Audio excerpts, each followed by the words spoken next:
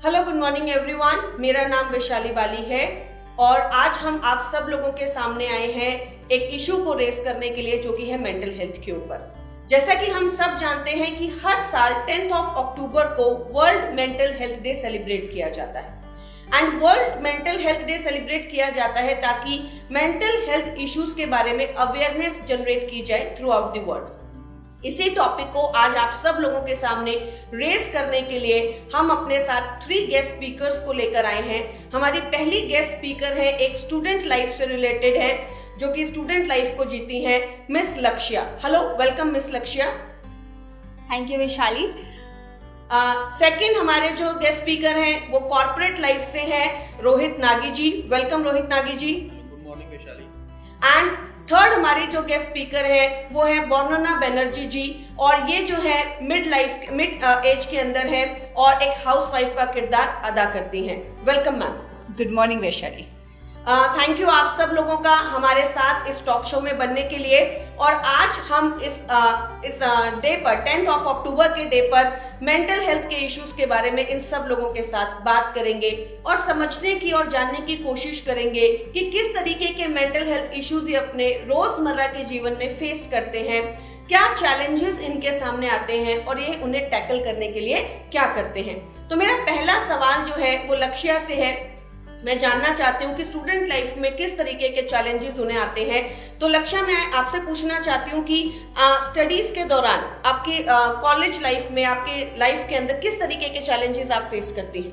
Thank you so much Vaishali मेरे से ये सवाल करने के लिए। नमस्ते, मेरा नाम लक्ष्या है और हम लोग काफ़ी चैलेंजेस फेस करते हैं एज अ स्टूडेंट। जैसे कि कल अगर मेरा असाइनमेंट मुझे देना है तो उससे एक रात पहले मैं इतनी स्ट्रेस्ड रहूँगी कि कुछ रह तो नहीं गया, सब मैंने कवर अप किया या नहीं। तो वो एक एग्जामिनेशन एंजाइटी भी आ जाती है कभी कभार कि कल अगर मेरा एग्जाम है तो उससे 2 दिन पहले या एक रात पहले मैं बस टेंशन में होती हूँ कि कल पता नहीं कैसे जाएगा मेरा पेपर, कैसे होगा। Thank you. वाह, तो जैसे कि लक्ष्य ने हमें बताया कि कॉलेज लाइफ में बहुत ज्यादा एंजाइटी होती है, बहुत ज्यादा स्ट्रेस होता है, और आज हम सब जानते हैं कि वर्ल्ड जो है वो बहुत कॉम्पिटिटिव हो चुका है। हर एक बच्चे को अलग तरीके से अपनी चीजों को रिप्रेजेंट करना है, अलग तरीके से उन्हें प्रेजेंट करना है, तो बहुत ज्यादा स्ट्रेस में वो रहते हैं। तो चलिए हम आगे बढ़ते हैं और यही सवाल मैं जो है कॉर्पोरेट लाइफ से हमारे जो गेस्ट स्पीकर आए हैं रोहित नागी जी, उनसे पूछना चाहती हूँ कि जब वो ऑफिस जाते हैं तो क्या चैलेंज उन्हें फेस होता है। तो सर, मैं आपसे पूछना चाहती हूँ कि ऑफिस के अंदर आपको क्या क्या चैलेंजेस फेस होते हैं। Good morning Vaishali. तो आप जैसा कि हम सब जानते हैं कि आज का जो समय है वो वेरी कॉम्पिटिटिव समय है और इसमें हमें न्यू टेक्नोलॉजी ड्रिवन भी समय है। तो इसमें हमें जो सबसे बड़ा चैलेंज फेस होता है वो ये चैलेंज फेस होता है कि हमें मल्टीटास्किंग करना पड़ता है, हमें कुछ इनोवेटिव आइडियाज़ के साथ काम करना पड़ता है और हमें new technology day by day सीखनी पड़ती है। जैसा कि हम सब जानते हैं कि पुराने समय में हमारे पास सोशल मीडिया नहीं था, इतनी टेक्नोलॉजी नहीं थी, लेकिन आज के समय में जब हम ऑफिस में जाते हैं तो हमें नई टेक्नोलॉजी के साथ नए लोग आते हैं, वो नई टेक्नोलॉजी लेके आते हैं। तो हमें अपने आप को सबसे बड़ा चैलेंज जो लगता है वो ये लगता है कि हमें अपने आप को अप टू डेट रखना पड़ता है। थैंक यू नागी जी, आपने हमें बताया कि किस तरीके से कॉर्पोरेट लाइफ में भी चैलेंज कम नहीं है। हमेशा हमें बोला जाता है कि आप एक बार पढ़ाई कर लीजिए, उसके बाद तो जिंदगी सेट है, उसके बाद आपको बहुत ज्यादा चैलेंज नहीं आएगा। बट हमें नागी जी ने बताया कि किस तरीके से जब हम कॉर्पोरेट लाइफ में जाते हैं तो स्ट्रेस और भी ज्यादा बढ़ जाता है, क्योंकि आज जो है टेक्नोलॉजी बहुत ज्यादा है, इनोवेटिव आइडियाज करने पड़ते हैं, मल्टीटास्किंग करना पड़ता है। तो ये बहुत बड़ा एक चैलेंज आता है और ये हम सबको आता है। अब हम चलते हैं मैम की तरफ। तो मैं मैम आपसे पूछना चाहूंगी कि किस तरीके से आपको लगता है कि आपकी कॉग्निटिव हेल्थ में जो है वो समय के साथ साथ बदलाव आया है, क्योंकि हम सब जानते हैं कि महिलाएं जो है उनके ऊपर बहुत ज्यादा प्रेशर होता है, बहुत ज्यादा स्ट्रेस होता है। तो क्या चेंजेस आपको अपने लाइफ में लगते हैं कॉग्निटिव हेल्थ को लेकर। थैंक यू वैशाली जी, आपने मुझे बहुत अच्छा सवाल पूछा, क्योंकि जो फेस कर रही हूँ ये प्रॉब्लम मैं, मेरे साथ साथ और भी बहुत सारे लोग ऐसा ही प्रॉब्लम फेस कर रहे हैं। वो ये है कि अक्सर चीज़ों को भूल जाना। सामान कहीं रखा है और फिर उसको ढूंढते रहते हैं, भूल ही जाते हैं कहाँ रखा है।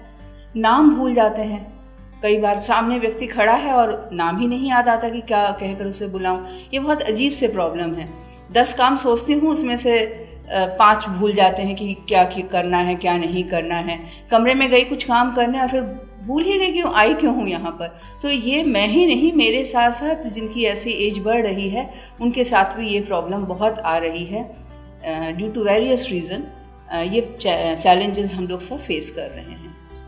Thank you ma'am. तो जैसे कि मैम ने हमें बताया कि किस तरीके से चीज़ों का भूलना, चीज़ों को याद ना रख पाना एक बहुत बड़ा चैलेंज होता है, और मुझे लगता है कि ये चैलेंज हम सबके अंदर आता है। जैसे जैसे एज जो है वो बढ़ती है तो हम चीज़ें रख कर भूल जाते हैं, चीज़ें याद नहीं रख पाते, लोगों से मिलते हैं तो उनके नाम हमें याद नहीं रहते, उन्हें रिकॉग्नाइज नहीं कर पाते हैं। तो चलिए आगे बढ़ते हैं। मैं आगे आपसे पूछना चाहती हूँ लक्ष्या कि ये कितना मुश्किल है कि आप नई चीज़ें लर्न करें। जैसे कि आप लोगों ने ही बताया कि टेक्नोलॉजी बढ़ रही है, चीज़ें लर्न करना ज़रूरी है, तो कितना मुश्किल होता है नई चीज़ों को लर्न करना? Thank you so much Vishali for this question. काफ़ी मुश्किल होता है जब हम नई नई चीज़ें सीखना चाहते हैं। कभी कभार बहुत बहुत चैलेंजिंग हो जाता है क्योंकि हम यूज्ड टू नहीं हैं उस चीज़ को करने के लिए। बट दो टाइप के होते हैं, कभी कभार चैलेंजिंग होता है तो कभी कभार एक्साइटिंग भी होता है कि हम एक नई चीज़ सीख रहे हैं, तो दोनों होता है।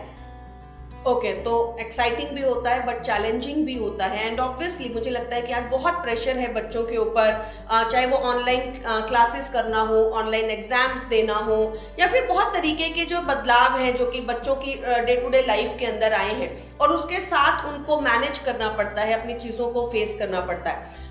तो चलिए मैं नागी जी से पूछती हूँ कि नागी जी, कॉर्पोरेट लाइफ में सक्सेस बहुत बड़ी चीज़ है, राइट?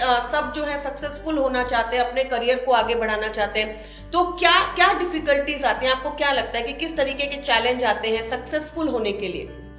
तो वैशाली, आपने ये बहुत अच्छा क्वेश्चन पूछा। तो इसमें मेरा मानना ये है कि हमें जो मेन चैलेंज आता है वो ये आता है कि हमें मल्टीटास्किंग होना पड़ता है। हमें एक ही समय पर अलग अलग तरह के काम करने पड़ते हैं और हमें क्विक लर्नर बनना पड़ता है। ये हमारा सबसे बड़ा चैलेंज जो है वो, ये की चैलेंजेस हमारे इस टाइप के आते हैं हमारी लाइफ में। ओके, तो नागी जी ने हमें बताया कि किस तरीके से उन्हें लर्न करना पड़ता है चीज़ों को, मल्टीटास्किंग होना पड़ता है, इनोवेटिव होना पड़ता है, out of the box thinking, right? आज कॉर्पोरेट लाइफ में मेरे ख्याल से नहीं कि बहुत ज़्यादा ज़रूरी है कि आप out of the box think करें। ये बहुत ज़्यादा जरूरी है कि हमें आउट ऑफ बॉक्स सोचना पड़ता है ताकि हम कॉर्पोरेट लाइफ में सक्सेस हो पाएं।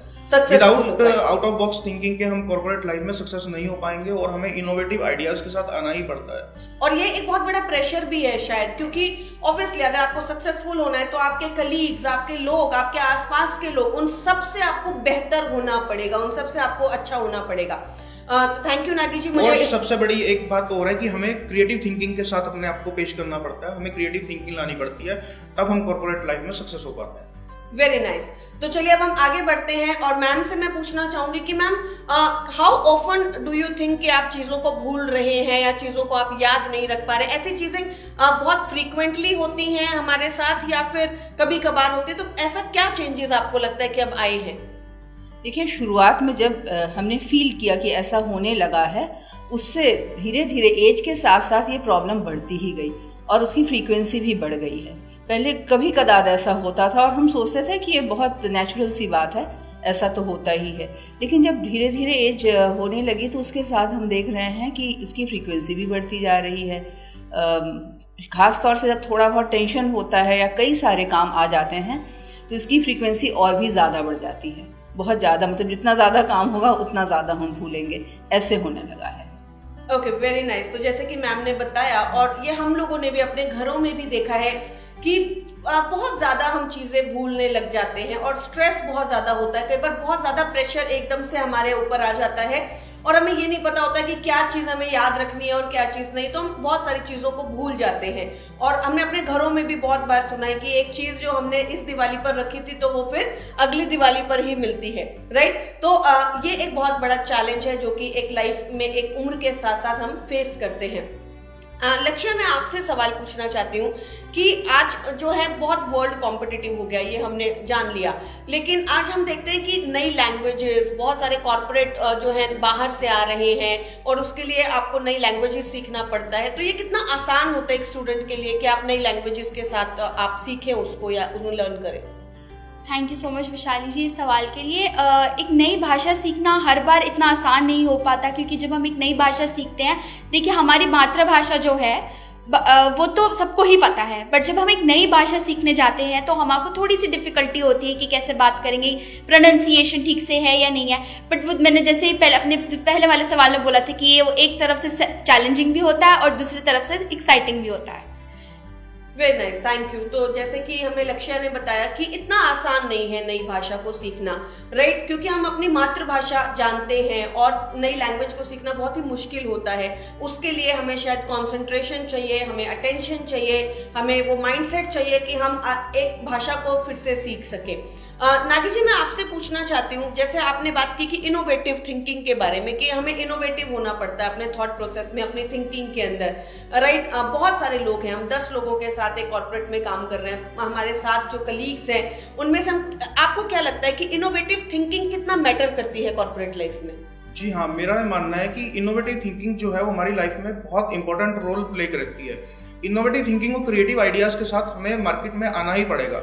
यदि आप कॉर्पोरेट लाइफ में सक्सेस पाना चाहते हैं तो आपकी इनोवेटिव थिंकिंग आपकी डे बाय डे इंक्रीज होनी चाहिए, और ताकि लोगों को लगे कि यस, आपके पास नए आइडियाज़ हैं और आपके पास न्यू क्रिएटिव थिंकिंग है, तभी आप लाइफ में सक्सेस हो सकते हैं, मेनली कॉर्पोरेट लाइफ के अंदर। तो थैंक यू नागी जी, आपने हमें इस सवाल का जवाब दिया कि किस तरीके से इनोवेटिव थिंकिंग जो है वो बहुत ज़्यादा ज़रूरी है। तो मैम, मैं आपसे पूछना चाहती हूँ कि जब आपको लगा कि आप जो है चीज़ें भूल रहे हैं, आपको जो है चीज़ें याद नहीं हो रही है, तो आपने क्या स्टेप्स लिए, आपने क्या चीज़ों की तरफ ध्यान दिया ताकि आप इन चीज़ों के साथ कॉप अप कर सके, मैनेज कर सके? बहुत अच्छा सवाल पूछा वैशाली जी आपने कि क्या किया हमने। देखिए, योगा और मेडिटेशन ये बहुत दो चीज़ें ऐसी हैं जो बहुत ज़रूरी हैं हर एक के लिए अपनी मेंटल हेल्थ को स्ट्रॉन्ग करने के लिए। ये हेल्प करता है कि हम कंसंट्रेट कर पाएँ, और अपनी डाइट को भी चेंज करना बहुत ज़रूरी है कि क्या हम खा रहे हैं, इसके ऊपर बहुत डिपेंड करता है कि हमारा मेंटल हेल्थ कैसा होगा। तो इन दोनों चीज़ों पे हमने ध्यान दिया, योगा, मेडिटेशन और डाइट, और एक गुड रूटीन सेट किया अपना। उसी तरह से हमने कोशिश की कि हमारी मेंटल हेल्थ को ये हेल्प करे।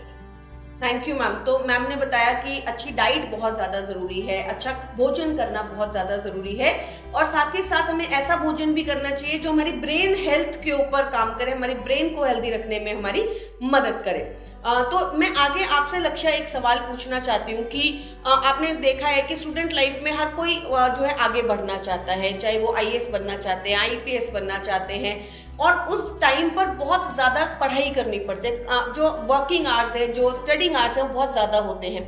तो कितना मुश्किल होता है कि एक पर्टिकुलर चीज़ पे बहुत लंबे समय तक कॉन्सेंट्रेट करना कितना ज़्यादा मुश्किल होता है? क्या आपको फील होता है कि is it challenging? Thank you so much Vishali. Yes, it is ये बहुत ज़्यादा चैलेंजिंग होता है, क्योंकि आपको बुक्स इतनी बड़ी बड़ी होती हैं, मोटी मोटी होती हैं, तो हर चैप्टर को पढ़ना, कुछ भी को सवाल आ सकते हैं, तो काफ़ी चैलेंजिंग होता है। इसमें अगर इस चैलेंज को अगर आपको ओवरकम करना है तो टाइम मैनेजमेंट बहुत इंपॉर्टेंट है। जब आप टाइम मैनेज करोगे कि इतने से इतने बजे मैं सोऊंगा, इतने से इतने बजे मैं खाऊंगा, इतने से इतने बजे मैं पढ़ूंगा, तो वो एक रूटीन बन जाता है, तो उससे जो कॉन्सेंट्रेशन है वो और अच्छे से होती है। वेरी नाइस, थैंक यू लक्ष्य। कि लक्ष्य ने बताया कि बहुत चैलेंजिंग है, ऑब्वियसली हर किसी का हर वक्त पढ़ने का मन नहीं करता है, उसके लिए आपका अटेंशन पावर बहुत ज़्यादा होना चाहिए, कंसंट्रेशन पावर बहुत ज़्यादा होना चाहिए। हमने बहुत सारे ऐसे बच्चों को देखा है जो पढ़ते हैं और फिर उसके बाद आधे घंटे बाद ही उठ जाते हैं, राइट? वो नहीं करना चाहते, तो ये एक बहुत ज़्यादा बड़ा चैलेंज है। तो नागी जी, मैं आपसे ये सवाल पूछना चाहूँगी कि अब आपने हमें बताया कि कॉर्पोरेट लाइफ में बहुत ज़्यादा चैलेंज है, तो आप अपने बच्चों के लिए इस चीज़ को किस तरीके से एज अ चैलेंज लेते हैं कि आप उनको किस तरीके से उनकी लाइफ को शेप करना चाहते हैं? क्या सोचते हैं आपकी, क्या चेंजेस आपको करने चाहिए उनकी डे टू डे लाइफ के अंदर कि वो इन चैलेंजेस को फेस ना करें? देखिए, अभी आपने इससे पहला क्वेश्चन किया था, उसमें आपने पूछा था कि हम अपने बच्चों को IAS बनाना चाहते हैं, IPS बनाना चाहते हैं। तो हर पेरेंट्स अपने बच्चे को कुछ ना कुछ लाइफ में सक्सेसफुल होते देखना चाहता है, और हम भी यही चाहते हैं कि हमारा बच्चा भी लाइफ में सक्सेसफुल हो। तो उसके लिए जो मेनली हम प्लान करते हैं वो उसका डाइट का प्लान करते हैं, और उसका इस टाइप से प्लान करते हैं कि उसकी स्टडीज़ में उसको वो हर तरीके से हेल्प कर सके। तो उसके लिए हम उसके कॉग्निटिव स्किल्स को इम्प्रूव करने के लिए मेन हम उसका डाइट का प्लान करते हैं और उसको अच्छी डाइट देने की कोशिश करते हैं। Very nice. नागी जी ने बताया कि वो उनकी डाइट को प्लान करने की कोशिश करते हैं, उनको अच्छा पोषण देने की कोशिश करते हैं ताकि उन्हें अच्छे से अच्छा पोषण मिले, उनकी ब्रेन हेल्थ जो है वो डेवलप हो, अच्छी रहे, ताकि उन्हें ये चैलेंजेस ना आए। तो सेम चीज़ जैसे मुझे बताई मैम ने बताई कि वो अपनी डाइट का ध्यान देती हैं, योगा और मेडिटेशन के ऊपर ध्यान देती हैं। नागी जी ने सेम चीज़ के बारे में डिस्कस किया कि वो पोषण के ऊपर बहुत ज़्यादा ध्यान देते हैं, बच्चों को अच्छा खाना खिलाते हैं और अच्छा पोषण वाली चीज़ें देते हैं। तो लक्ष्य, आप मुझे बताइए कि आप इन चैलेंजेस को फेस करने के लिए क्या मानते हैं कि क्या डाइट का कितना रोल होता है, पोषण का कितना रोल होता है इसके अंदर? Thank you Vishali. एंड पोषण का, डाइट का बहुत ही इम्पॉर्टेंट रोल प्ले करता है इसमें, क्योंकि हम जो खाते हैं उससे हमारा ब्रेन भी शार्प होता है। तो जो सप्लीमेंट्स आते हैं वो भी बहुत इंपॉर्टेंट है, जैसे कैल्शियम के सप्लीमेंट्स आते हैं, एलोवेरा के सप्लीमेंट्स आते हैं, तो ये बहुत इंपॉर्टेंट है फॉर एवरी, सबके लिए जो ये लेना बहुत ज़रूरी है। वेरी नाइस, थैंक यू लक्ष्या इसके बारे में हमें बताने के लिए। तो हम सब ने जाना कि मेंटल हेल्थ कितनी ज़्यादा ज़रूरी है और मेंटल हेल्थ किस तरीके से एक बहुत बड़ा चैलेंज है। ऐसा नहीं है कि बड़ी उम्र में ही चैलेंज है, बल्कि बच्चों के अंदर भी मेंटल हेल्थ एक बहुत बड़ा चैलेंज है। चाहे वो स्टूडेंट लाइफ हो, वहाँ पर ब्रेन हेल्थ आपकी अच्छी होना बहुत ज़रूरी है। चाहे वो कॉर्पोरेट लाइफ हो, वहाँ पर अपने लोगों के साथ अपने आप को प्रूव करने के लिए आपकी मेंटल हेल्थ, आपका ब्रेन शार्प होना बहुत ज़्यादा ज़रूरी है। और फिर चाहे वो एक हाउसवाइफ है, उनके लिए भी बहुत ज़्यादा ज़रूरी है कि वो जो है अच्छा ब्रेन हेल्थ उनका मेंटेन रहे, ताकि वो चीज़ों को याद रख सके, लोगों को याद रख सके और ये सारे चैलेंजेस को फेस कर सके। इसी के साथ हमारे पास वेस्टीज आप सब लोगों के सामने लेकर आया है मेटामाइंड। मेटामाइंड एक बहुत पावरफुल प्रोडक्ट है जो कि हमारी ब्रेन हेल्थ के ऊपर काम करता है। देखिए, हमने आज इस टॉक शो में जब बात की तो हमने बात की पोषण के बारे में। आखिर कहीं ना कहीं सारी चीजें डाइट से रिलेटेड हो गई, न्यूट्रिशन और पोषण से रिलेटेड हो गई, लेकिन आपको ये समझना बहुत जरूरी है कि जब हम खाते हैं, जब हम कोई भी चीज को कंज्यूम करते हैं, वो हमारी ब्रेन हेल्थ को कितना इंक्रीज कर रहा है, क्या वो पोषण, क्या वो न्यूट्रिशन हमारी ब्रेन हेल्थ को अच्छा कर रहा है। इसी थॉट प्रोसेस के साथ वेस्टीज जो है आप लोगों के सामने लेकर आया है मेटामाइंड। मेटामाइंड एक ऐसा प्रोडक्ट है जो कि हमारी ब्रेन हेल्थ को इंप्रूव करने में हमारी मदद करता है। इसके अंदर है फॉस्फेडाइलसिरीन जो कि हमारी ब्रेन हेल्थ को अच्छा करने में हमारी मदद करते हैं।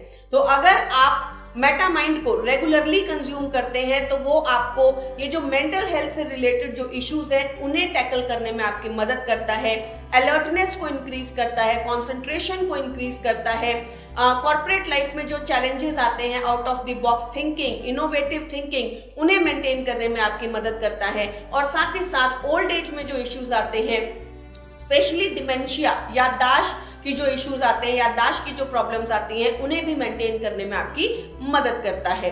तो आप अपनी मेंटल हेल्थ को अच्छा करने के लिए, अपनी ब्रेन हेल्थ को पावरफुल करने के लिए मेटामाइंड जो है वो रेगुलरली कंज्यूम कीजिए। जब हम मेटामाइंड खाना शुरू करते हैं तो कम से कम 3 to 6 मंथ्स उसे रेगुलरली आपको कंज्यूम करना है और ये प्रोडक्ट जो है आपकी ब्रेन हेल्थ को इंप्रूव करने में आपकी बहुत मदद कर सकता है। मैं वैशाली वाली इसी के साथ आप सब लोगों का धन्यवाद करती हूँ। इस टॉक शो में आने के लिए हमारे गेस्ट स्पीकर्स का धन्यवाद करती हूँ। Thank you all for joining with us. And आप सब लोगों से भी मैं यही बात बताना चाहती हूँ कि ब्रेन हेल्थ, मेंटल हेल्थ हमारे लिए बहुत जरूरी है। So keep consuming Metamind and keep your brain health on a go, right? Thank you, wish you wealth.